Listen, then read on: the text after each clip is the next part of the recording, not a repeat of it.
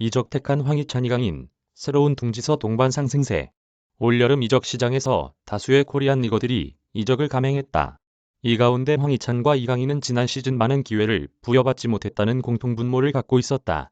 새로운 둥지를 찾아 떠난 황희찬은 울버햄튼에서, 이강인은 마요르카에서 빠른 적응력을 보이며 입지를 넓혀나가고 있다. 저돌적인 드리블 돌파로 강한 인상 남긴 황희찬. 황희찬 AP연합뉴스. 황희찬은 2018-2019 시즌 오스트리아 잘츠부르크에서 최고의 전성기를 보내며 빅리그 팀들로부터 러브콜을 받았다. 이 가운데 독일 분데스리가의 신흥 강호 라이프치히가 가장 적극적으로 황희찬에게 달려들었다. 황희찬은 분데스리가 내에서 높은 이적료에 해당하는 1,500만 유로의 몸값과 등번호 11번을 배정받으며 장밋빛 미래를 예고했다.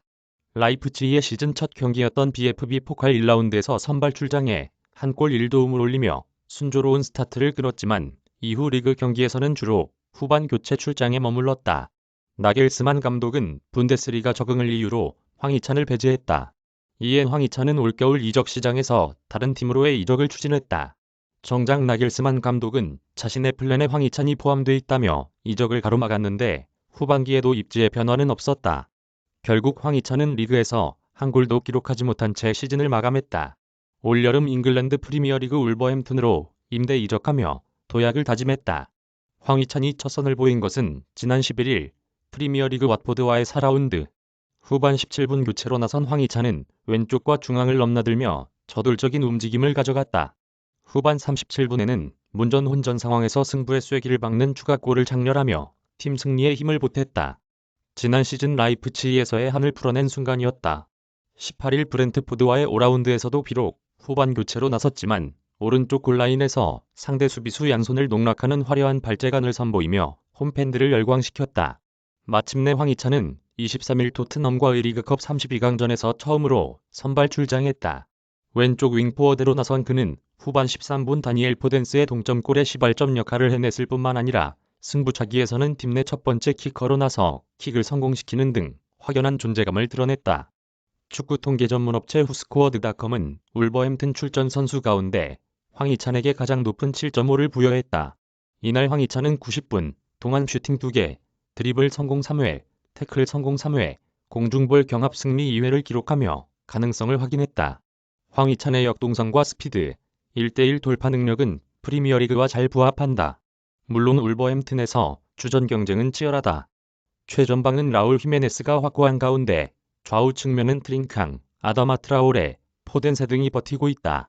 울버햄튼의 브루누 라지 감독은 황희찬을 주로 왼쪽 윙포워드 혹은 투톱 변화 시 최전방으로 활용 중이다. 황희찬은 공격 모든 위치를 소화할 수 있는 장점이 있다. 최근 활약상이라면 황희찬의 붙박이 주전 등극 가능성은 충분하다. 몸에 맞는 옷 입은 이강인, 마요르카서 비상하다. 이강인 AFP 연합뉴스.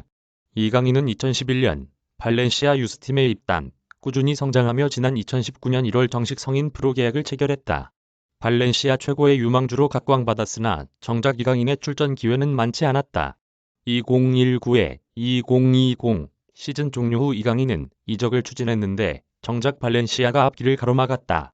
이강인에게 충분한 기회를 주겠다는 약속으로 유혹했다.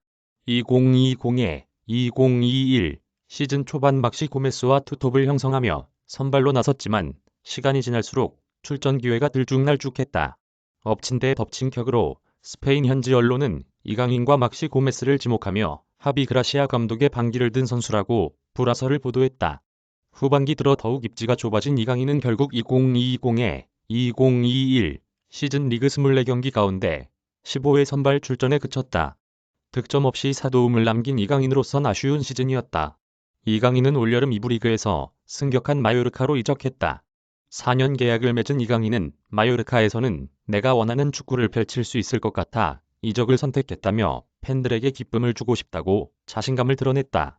마요르카는 4-2-3-1 포메이션에서 2선 공격형 미드필더 위치에 이강인을 중용하고 있다. 이강인에게 가장 잘 맞는 위치다. 2선에서 공을 소유하고 넓은 시야를 활용한 좌우 오픈 패스와 전방으로 향하는 침투 패스를 넣어줄 수 있는데 최적화되어 있기 때문이다. 이강인은 지난 12일 라리가 4라운드 빌바오전에서 후반 27분 투입돼 마요르카 데뷔전을 치룬 뒤 19일 5라운드 비아레알전에서는 후반 추가 시간 일본 출신 쿠보와 교체되며 굴욕 아닌 굴욕을 맛봤다. 그러나 6라운드 레알 마드리드전에서는 처음으로 선발 출전했다. 최근 1무 1패로 주춤한 팀 성적으로 인해 마요르카의 루이스 가르시아 감독은 이강인을 2선 공격형 미드필더로 과감하게 기용한 것이다. 이강인은 기대에 부응했다. 이강인의 창의성은 단연 으뜸이었다. 마요르카의 답답한 공격 흐름에서도 홀로 미드필드에서 플레이메이킹과 정확도 높은 패스 전개로 공격을 이끌었다. 전반 25분에는 페널티 박스 중앙에서 레알 마드리드 수비진 사이로 직접 드리블한 뒤 환상적인 왼발 중거리 슈팅을 성공시키며 데뷔골을 쏘아 올렸다. 이날 이강인은 90분, 풀타임을 소화하는 동안 한 골을 포함 슈팅 2개, 키패스 5회, 드리블 성공 2회, 패스 성공률 87%를 기록하며 가장 빛나는 활약을 선보였다. 후스코어드닷컴은 이강인에게 팀 내 최다인 평점 7.75를 부여했다. 세계적인 레알 마드리드를 상대로 충분히 통한다는 것을 입증한 경기였다.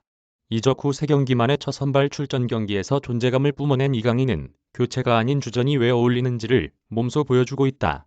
발렌시아에서 꿈을 펼치지 못한 이강인이 마요르카에서 화려하게 비상할 수 있을지 주목되는 이유다. 저작권자 오마이뉴스, 무단 전제 및 재배포 금지.